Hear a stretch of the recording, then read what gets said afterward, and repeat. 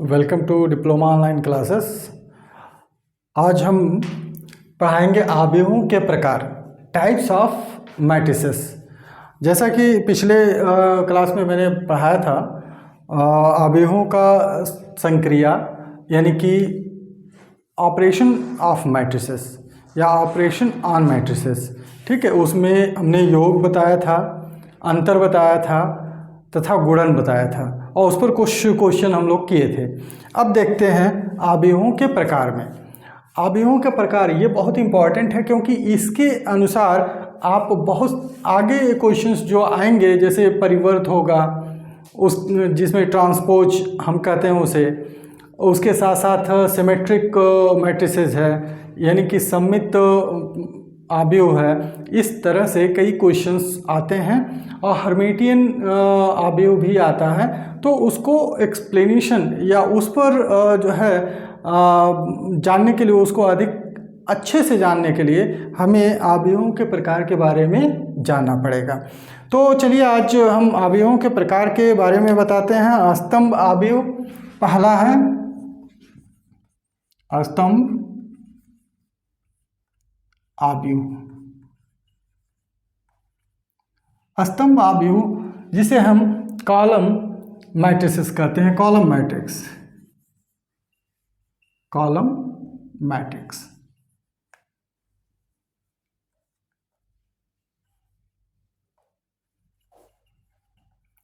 Column matrix क्या होता है? स्तंभ आव्यूह या कॉलम मैट्रिक्स से यह स्पष्ट है कि एक स्तंभ के रूप में है, यानी कि इसमें एक ही स्तंभ होगा।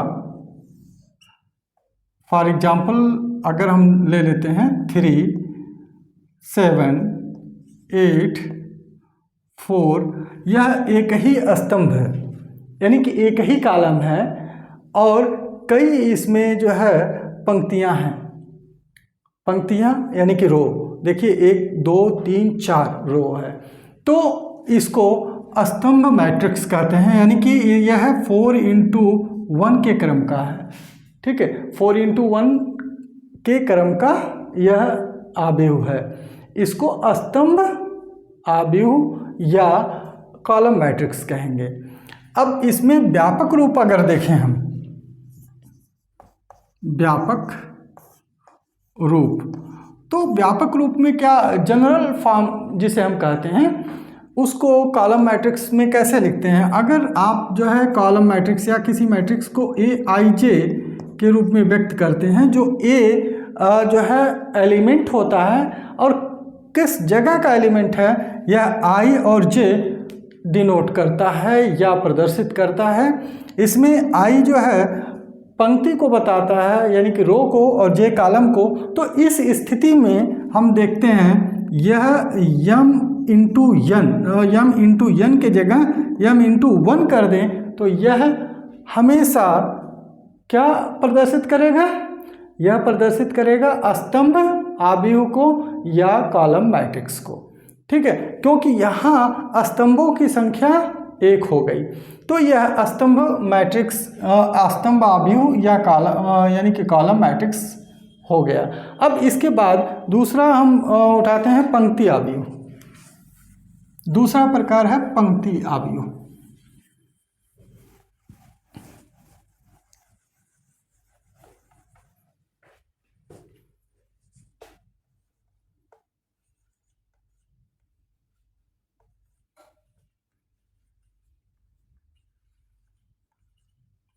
या रो मैट्रिक्स।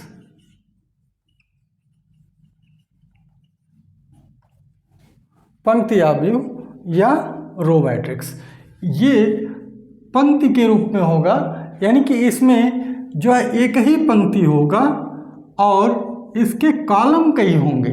तो ऐसा एग्जांपल ले लेते हैं, मान लीजिए यहाँ पर 0, 1, 4, 7 और 5, यह 5 जो है इसके कॉलम हैं और एक ही रो है। ठीक है, तो इस तरह के आव्यूह जो है या इस तरह का मैट्रिक्स, इसे रो मैट्रिक्स या पंक्ति आव्यूह कहेंगे। इसमें किस तरह से इसका ऑर्डर हम या क्रम डिसाइड करते हैं, तो देखिए एक रो है और इसके पास 5 एलिमेंट स्तंभ में है, यानी कि स्तंभों की संख्या कई हो सकता है, वह अधिक से अधिक हो सकता है, एक से अधिक हो सकता है, लेकिन यहाँ रो कॉलम का जो संख्या अधिक होगा, रो की संख्या क्या होगी, 1 होगी। इस तरह के मैट्रिक्स को हम रो मैट्रिक्स या पंक्ति आव्यूह कहेंगे। इसका व्यापक रूप देखते हैं।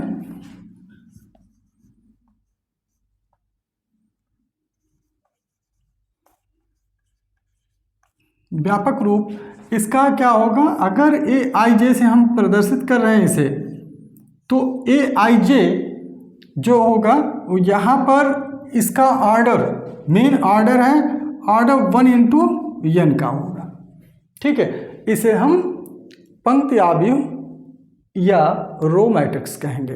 तो 2 मैट्रिक्स हो गया यहाँ पर। उसके बाद आता है क्षैतिज आव्यूह, ये दूसरा था। तीसरा क्षैतिज आव्यूह,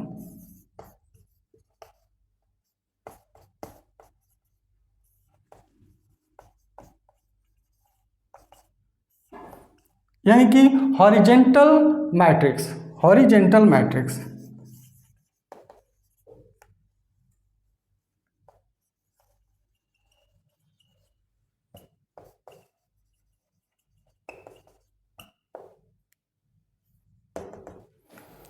हॉरिजेंटल मैट्रिक्स क्या है?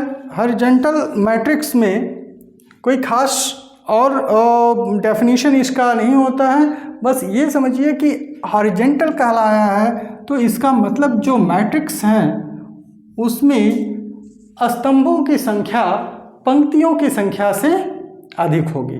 बस आपको ध्यान देना है कि इसमें स्तंभों की संख्या, मान लीजिए हमने लिखा 4 3 1 3 2 4 0 7।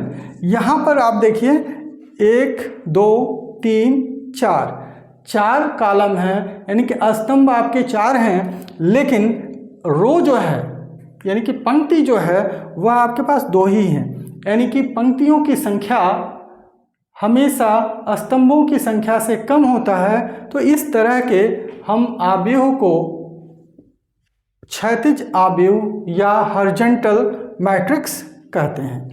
अब हम तीसरा के बाद चौथे पर चलते हैं, जिसे हम कहेंगे ऊर्ध्वाधर आव्यूह।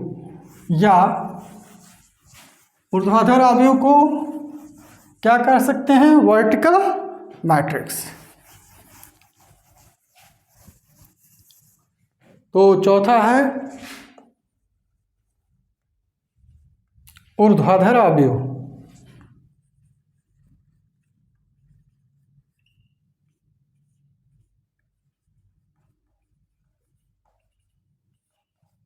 यानी कि वर्टिकल मैट्रिक्स।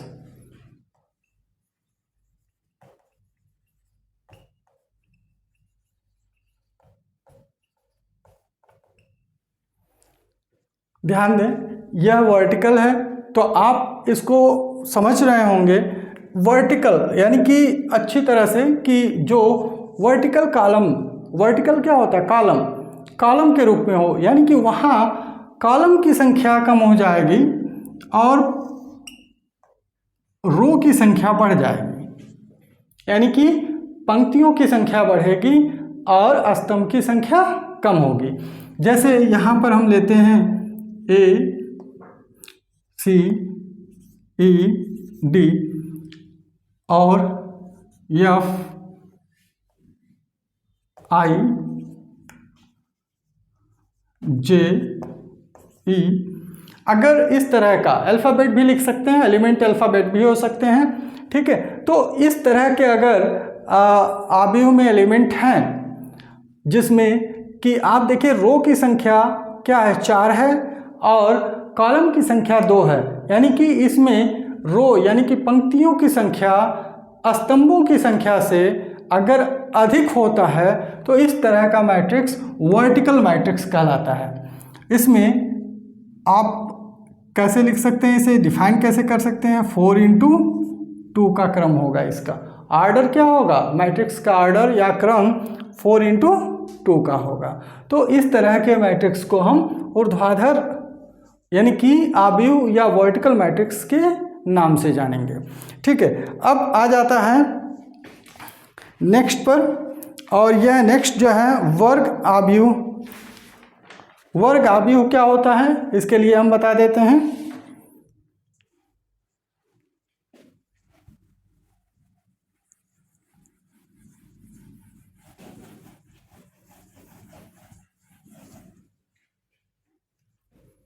पांचवा पॉइंट है वर्ग आव्यूह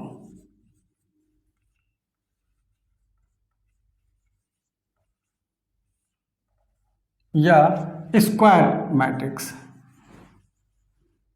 स्क्वायर मैट्रिक्स, वर्ग आव्यूह या स्क्वायर मैट्रिक्स। ये आप देखिए, यहाँ पर जो पंक्ति की संख्या होगी और स्तंभों की संख्या होगी वह दोनों बराबर होंगे, हमेशा दोनों बराबर होंगे। यानी कि अगर हम कोई मैट्रिक्स लिख रहे हैं, यहाँ पर है 1 0 3 2 1 7 5 2 6, यह 3×3 का मैट्रिक्स है। तो ये जितनी इसमें रो हैं उतने ही इसमें कॉलम है। देखिए 3 रो हैं, पहला दूसरा तीसरा रो है यानी कि पंक्तियां हैं, और पहला दूसरा तीसरा कॉलम है।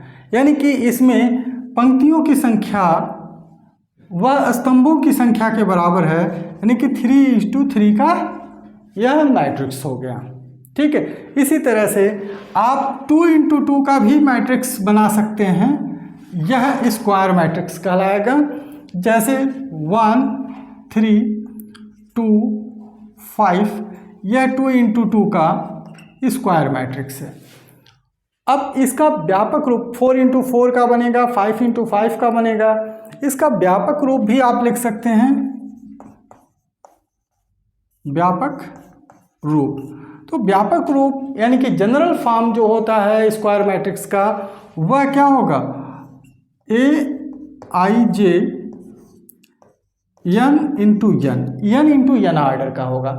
आपको ध्यान देना है, व्यापक रूप किसे कहते हैं, जनरल फॉर्म। आप किसी भी ऑर्डर का जो है मैट्रिक्स उससे तैयार कर सकते हैं।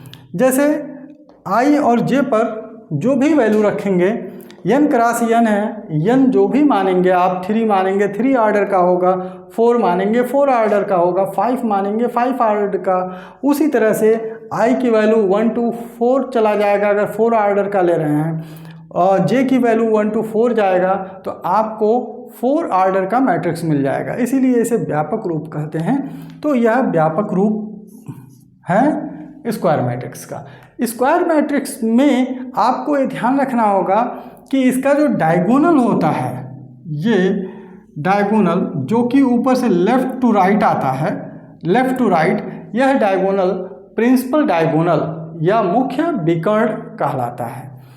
यह आप केवल स्क्वायर मैट्रिक्स में ही निकाल सकते हैं मुख्य विकर्ण। ठीक है, आप आयताकार में या किसी हॉरिजॉन्टल या जो है वर्टिकल मैट्रिक्स में यह नहीं लगाएंगे, क्योंकि एक डायगोनल वहाँ प्रिंसिपल डायगोनल नहीं मिलेगा। ठीक है, तो इस तरह से यहाँ पर भी डायगोनल मुख्य विकर्ण। अब इसको मैं इसलिए समझा रहा हूँ क्योंकि आगे कई जो है आव्यूह आपको समझने हैं, जैसे त्रिभुजीय आव्यूह, ट्रायंगुलर मैट्रिसेस, तो उसमें इसका मेन रोल है। ठीक है, इसी तरह से कांस्टेंट मैट्रिक्स, जिसे कांस्टेंट मैट्रिक्स जिसमें मेन डायगोनल की जो वैल्यू होती है वह इक्वल होती है और बाकी जीरो हो जाते हैं, बाकी एलिमेंट जीरो होते हैं, तो उसे इसमें आगे डिफाइन करेंगे। ठीक है, तो इस वजह से यहाँ मुख्य विकर्ण बताया जा रहा है। अब जरा देखिए इसके बाद 6वां नंबर क्या है। छठवें नंबर पर इकाई आव्यूह।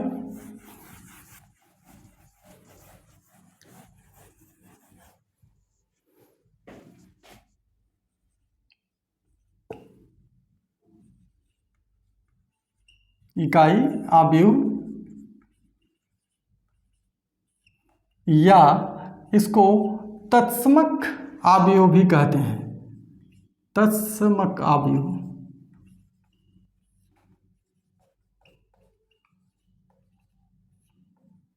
जिसे इंग्लिश में यूनिट मैट्रिक्स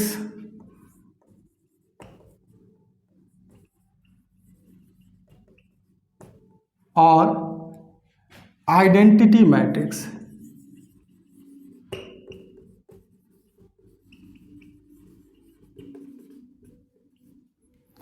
अब मैंने दोनों नाम इसीलिए लिखा क्योंकि यह अपनी प्रॉपर्टी के अनुसार है।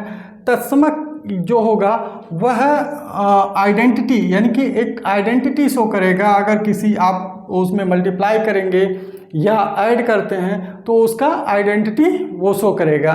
इसके साथ साथ इकाई आव्यूह क्यों कहा जाता है, क्योंकि इसके प्रिंसिपल डायगोनल जो होते हैं, अब यहाँ पर आ गया, इसके प्रिंसिपल डायगोनल के जो एलिमेंट होंगे वो 1 1 होंगे और जो बाकी एलिमेंट होंगे वो 0 होंगे। एक 2x2 ऑर्डर का यह इकाई आव्यूह या यूनिट मैट्रिक्स है। ठीक है, उसी तरह से 3x3 का भी हम बना सकते हैं 1 0 0 0 1 0 0 0 1। यह 3x3 ऑर्डर का यूनिट मैट्रिक्स है। इसको यूनिट मैट्रिक्स को आई से रिप्रेजेंट करते हैं, कैपिटल आई से रिप्रेजेंट करते हैं। इसको भी कैपिटल आई से रिप्रेजेंट करेंगे। अगर आपको यहाँ पर इसका क्रम दर्शाना है तो आप I2 लिख सकते हैं, I3 लिख सकते हैं। I2 का मतलब 2 ऑर्डर का, क्योंकि यह स्क्वायर मैट्रिक्स ही होगा। यह जो है यूनिट मैट्रिक्स हमेशा स्क्वायर मैट्रिक्स के रूप में ही आता है। तो यह 2 ऑर्डर का, 3 ऑर्डर का, अगर n ऑर्डर का आप लिखते हैं तो in लिखेंगे और जनरल फॉर्म में अगर आप लिख सकते हैं तो aij और n क्रॉस n। ठीक है, n क्रॉस n का मतलब क्या हुआ, आपका जो कॉलम है और जो रो है वो दोनों n है, यानी कि जो i है वो भी n तक टेंड्स करेगा और जो j है उसकी भी वैल्यू n तक टेंड्स करेगी। ठीक है, तो इस तरह से i जो है रो को दर्शाता है, j कॉलम को दर्शाता है। उस तरह से ये आइडेंटिटी मैट्रिक्स मिल जाएंगे। अब आइडेंटिटी मैट्रिक्स के अलावा हम इसमें देखते हैं तो विकर्ण आव्यूह भी है।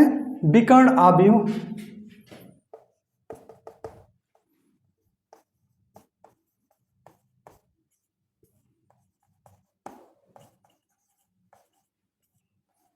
जिसे डायगोनल मैट्रिक्स के नाम से जाना जाता है, डायगोनल मैट्रिक्स।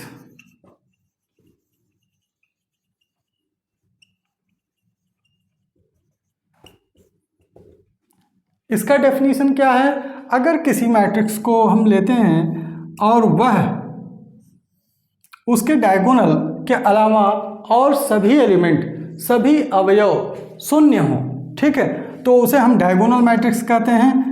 2 3, यहाँ पर 0, यहाँ पर 0। अब देखिए आइडेंटिटी मैट्रिक्स और डायगोनल मैट्रिक्स में क्या अंतर है।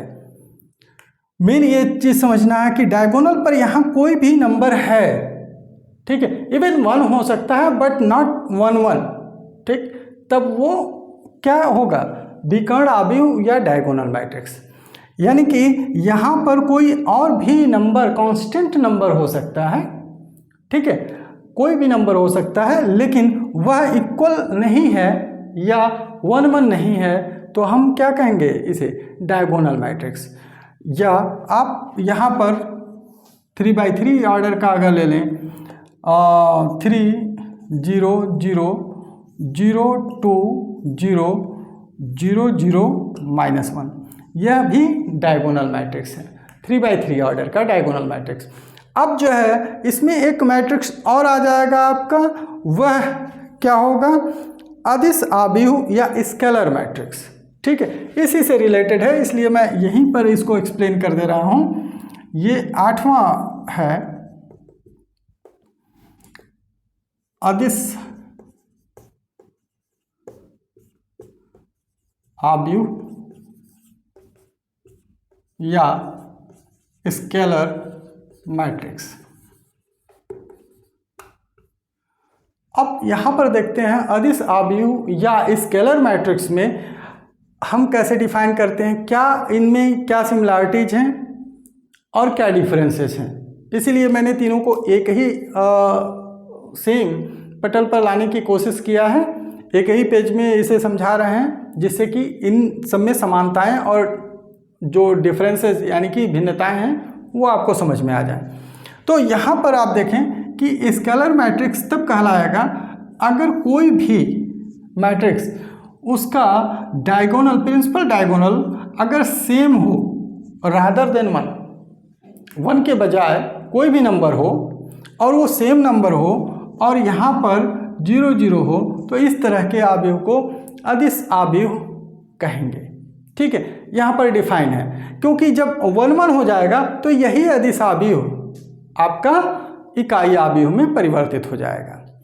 अब देखिए यह भी 3 का अगर लेते हैं तो 3 0 0 0 3 0 एंड 0 0 3, तो यह आपका हो गया अदिश आव्यूह या स्केलर मैट्रिक्स। अब आगे हम बढ़ते हैं और नेक्स्ट है शून्य या रिक्त आव्यूह।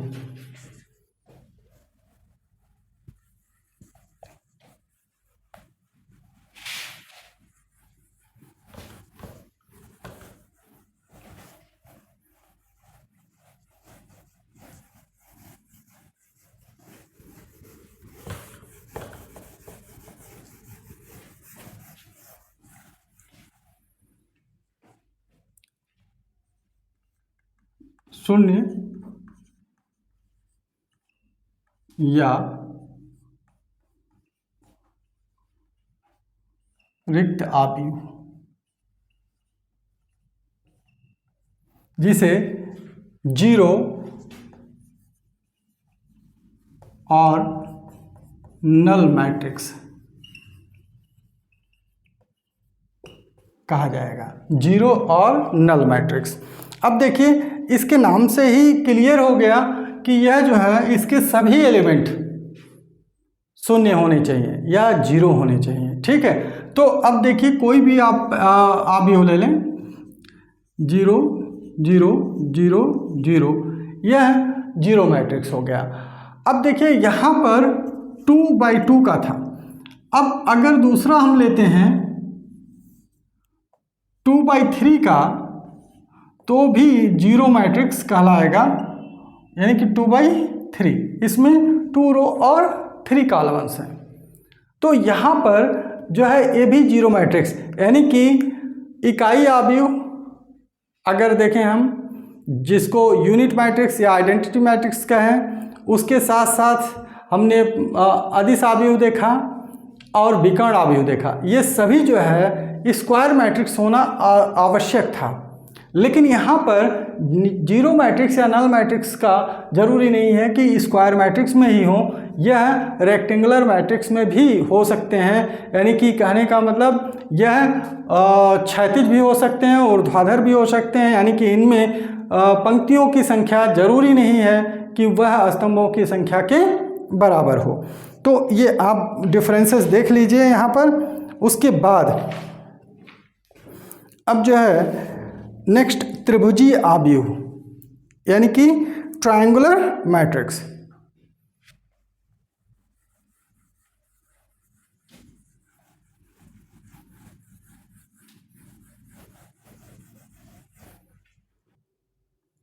यस, उच्च त्रिभुजीय आव्यूह और निम्न त्रिभुजीय आव्यूह। तो त्रिभुजीय आव्यूह में 2 त्रिभुजीय आव्यूह हैं, यानी कि त्रिभुज के रूप में जो बनाते हैं।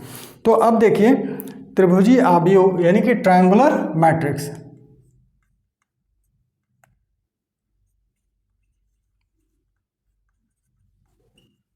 त्रिभुजीय आव्यूह।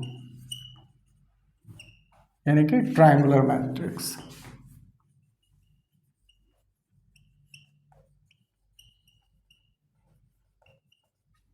ये ट्रायंगुलर मैट्रिक्स होता क्या है ये पहले समझिए। ट्रायंगुलर मैट्रिक्स की खास विशेषता होती है, पहली बात तो ये वर्ग आव्यूह होता है, यानी कि स्क्वायर मैट्रिक्स होता है। यह स्क्वायर मैट्रिक्स होना अनिवार्य है। जैसे इकाई आव्यूह में हमने कहा था, यूनिट मैट्रिक्स में, कि उसका भी जो है स्क्वायर मैट्रिक्स होना अनिवार्य है। यानी कि स्क्वायर मैट्रिक्स जब बोला जाए तो ये आप ध्यान रखेंगे कि पंक्तियों की संख्या उतनी ही होगी जितने स्तंभों की संख्या है, ठीक है, दोनों बराबर होंगे।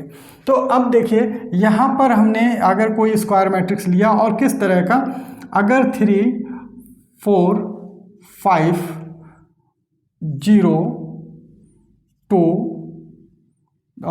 6 0 0 1, तो यह आप देख रहे होंगे कि प्रिंसिपल डायगोनल से ऊपर जो है यह नंबर है और प्रिंसिपल डायगोनल के नीचे यह 0 है। तो इस तरह का आव्यूह त्रिभुजीय आव्यूह कहलाएगा। इस तरह का आव्यूह क्या होगा? त्रिभुजीय आव्यूह। अब त्रिभुजीय आव्यूह में यह किस तरह का त्रिभुजीय आव्यूह है ये आप ध्यान रखेंगे। जैसे दो तरह के त्रिभुजीय आव्यूह आएंगे। भाई यहाँ पर 0 0 जो एलिमेंट है वो त्रिभुज के नीचे आया, यानी कि जो प्रिंसिपल डायगोनल है, मुख्य विकर्ण है, उसके ऊपर के जो एलिमेंट हैं वो नॉन जीरो हैं, यानी कि नंबर है, और यहाँ नीचे 0 है। इसी तरह से अगर हम देखें तो दूसरा ऐसे भी बन सकता है ना, 1 2 3 0 0 4 0 2 5, इस तरह का भी आव्यूह बन सकता है, जिसमें आप ध्यान दें जरा, तो ये प्रिंसिपल डायगोनल जो होगा, ठीक है, प्रिंसिपल डायगोनल के ऊपर जो आव्यूह होंगे, यानी कि जो एलिमेंट होंगे वह 0 0 होंगे, और प्रिंसिपल डायगोनल के जो नीचे एलिमेंट हैं वो नॉन जीरो वाले हैं, और प्रिंसिपल डायगोनल ऑलरेडी वह नंबर कंटेन किया हुआ रखा हुआ है, ये नंबर है। तो इस तरह के आव्यूह भी त्रिभुजीय आव्यूह कहलाते हैं, ठीक है। तो अब एक उच्च त्रिभुजीय आव्यूह होगा और एक निम्न त्रिभुजीय आव्यूह होगा। तो उच्च त्रिभुजीय आव्यूह और निम्न त्रिभुजीय आव्यूह में जरा ध्यान दें कि किस तरह से ये है। उच्च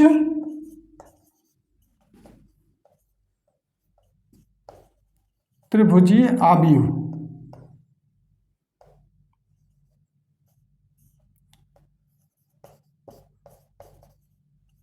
ये देखिए उच्च त्रिभुजीय आव्यूह होगा ये, जो एलिमेंट ऊपर नॉन जीरो होंगे और नीचे 0 होंगे उसे उच्च त्रिभुजीय आव्यूह कहेंगे, और जिसमें डायगोनल, प्रिंसिपल डायगोनल के एलिमेंट के नीचे नॉन जीरो एलिमेंट होंगे, ऊपर 0 होंगे, उसे निम्न त्रिभुजीय आव्यूह कहेंगे। निम्न त्रिभुजीय आव्यूह।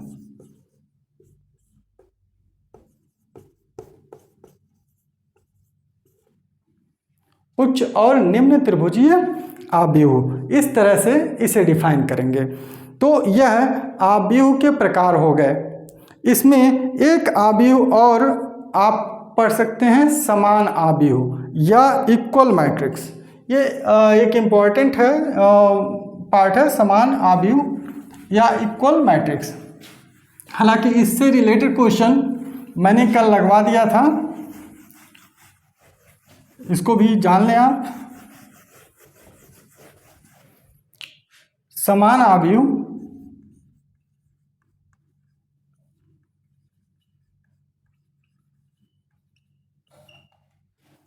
या इक्वल मैट्रिक्स।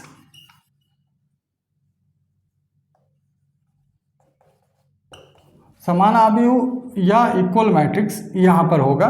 तो इक्वल मैट्रिक्स में क्या होगा, अगर दो मैट्रिक्स आप ले रहे हैं और दोनों के जो संगत अवयव हैं, यानी कि जो दोनों के एलिमेंट हैं और दोनों अवयवों का क्रम, ये दोनों चीज़ समान होना चाहिए, तभी वह समान आव्यूह कहलाएंगे। अब देखिए मैंने अवयव बना दिया है। इसमें हम एलिमेंट लेते हैं 2x2 का भी ले सकते हैं, 3x3 का ले सकते हैं। Let us see that 3x3। चलिए देखते हैं 3x3 का। तो 1 3 2 0 2 4 3 1 7। अगर कोई यह अवयव है A और यही B में भी अवयव हो 1 3 2 0 2 4 3 1 7, अगर इन दोनों के सभी एलिमेंट संगत रूप से, यानी कि सभी एलिमेंट मतलब सभी अवयव संगत रूप से करेस्पॉन्डिंगली इक्वल हो और इनका ऑर्डर भी क्या हो, इक्वल हो, तो ये दोनों मैट्रिक्स या दोनों अवयव क्या कहलाएंगे, इक्वल अवयव कहलाएंगे या समान अवयव कहलाएंगे। अब जरा ध्यान दीजिए, अगर हम इसमें से किसी एक को बदल देते हैं, मान लीजिए यहाँ 5 लिख देते हैं, तो यहाँ एलिमेंट जो है आपका डिफर कर गया, एक भी एलिमेंट डिफर किया तो ये नॉट इक्वल टू हो जाएगा, यानी कि यह अवयव इक्वल नहीं होंगे। अगर मान लीजिए सभी एलिमेंट सेम हो लेकिन यहाँ पर इसका ऑर्डर कम हो जाए, यह 2/3 हो जाता है और इसमें केवल 2 ही रो रहता है, इसमें 3 रो रहता है और जो दोनों रो हैं उनके सभी एलिमेंट इस दोनों रो से टैली करते हैं, फिर भी यह A not equal to B हो जाएगा। तो इस तरह से समान अवयव को होने के लिए पहली शर्त है कि उसका क्रम बराबर होना चाहिए, उसका क्रम बराबर होना चाहिए 3 1 7 और तथा उसके एलिमेंट संगत रूप से बराबर होने चाहिए, तब जाकर यह इक्वल मैट्रिक्स या समान अवयव कहलाएगा। तो ये हो गया आपके अवयव के प्रकार। मैंने कल क्वेश्चन कुछ सॉल्व करवाए थे, उससे रिलेटेड आज क्वेश्चन आप प्रैक्टिस के लिए ले लीजिए। यह क्वेश्चन गुणन से है और कुछ नए तरह के क्वेश्चन भी हैं जो कि कल मैंने जो एक्सप्लेन किया था गुणन, उस पर आधारित है। तो चलिए देखते हैं क्वेश्चन नंबर 1। यदि A यह है 1 2 3 4 तथा B है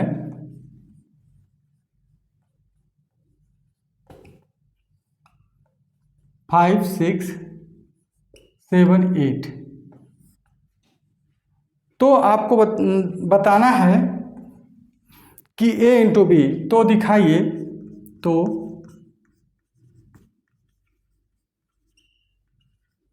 दिखाइए A इंटू बी,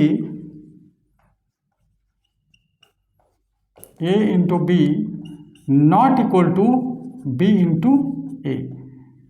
ये जो है आपको शो करना है A इंटू बी, पहले A इंटू बी का प्रोडक्ट निकालिएगा जैसा मैंने बताया था मल्टीप्लिकेशन या गुणन विधि में, उसके बाद B इंटू ए निकालिएगा और तब जो है ये आपको प्राप्त होगा जो A इंटू बी और B इंटू ए, ये दोनों इक्वल मैट्रिक्स नहीं होने चाहिए। ठीक है। अब question number 2,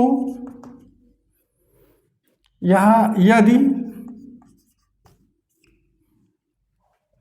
A equal to 0 1 2 1 2 3 and 2 3 4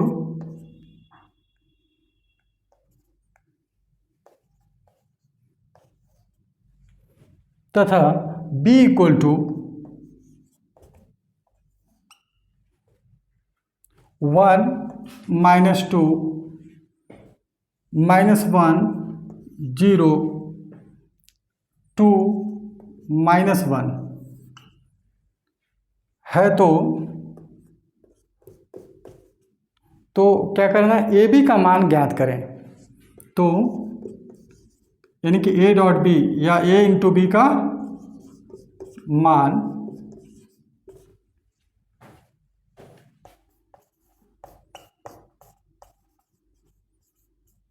ज्ञात करें तथा बताएं बी ए संभव है या नहीं, तथा बी डॉट ए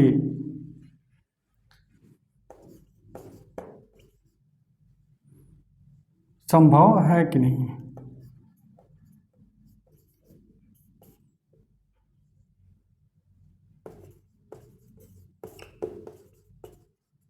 आपको दिखाना है, प्रूफ करना बी ए संभव नहीं है। तो आप देख रहे हो बी ए जब करोगे, यहाँ पर क्या है 3×3 का मैट्रिक्स है, यहाँ पर 3×2 का है, तो ए भी तो संभव है क्योंकि ए का जो स्तंभ है वो बी के पंक्ति के बराबर है। लेकिन जब आप इसको आगे रखेंगे, इसको पीछे रखेंगे, तो इसका स्तंभ 2 आएगा और पंक्ति 3 आएगी जो कि बराबर नहीं होगा। तो आपको ये लिखना होगा कि बी के स्तंभ ए के पंक्ति के बराबर नहीं है, अतः ये नियमानुसार संभव नहीं है। ठीक है, तो ये जरा ध्यान रखिएगा किस तरह से हम इसे सॉल्व करते हैं। तथा क्वेश्चन नंबर 3,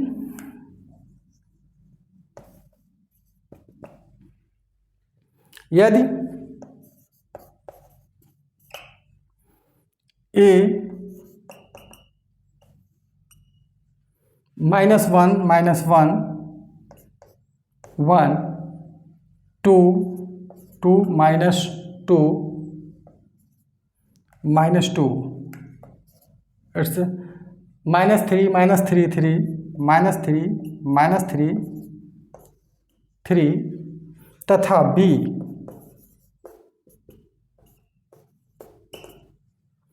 यह है 1 1 -1 2 -3 4 and 3 -2 3। तो ए बी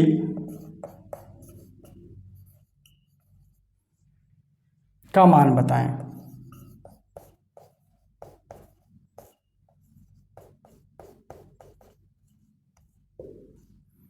यह आपके परीक्षा के दृष्टिकोण से काफ़ी इम्पॉर्टेंट क्वेश्चन है और इट्स इम्पॉर्टेंट, तो आप इसे सॉल्व करें, प्रैक्टिस करें। आज के लिए इतना ही, धन्यवाद।